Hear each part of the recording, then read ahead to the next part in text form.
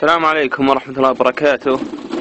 شو اسمه، انتشر مقطع الدكتور يقول انه يعالج السرطان بالحمام، وهو دجال يلعب على العالم. وش طريقته؟ يمسك الحمامة مع الثنادي يرص عليه علشان يصعب التنفس عليه، ثم يرص على تحت، ثم شوف ايش يسوي. شوف، يرص على تحت يصعب التنفس.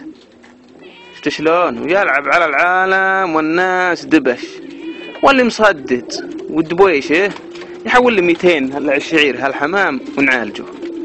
شفت شلون؟ انا ما ودي اذبحه عشان استثم به. محدثكم ابو دحيم، عشت الحمام القصيم بريده.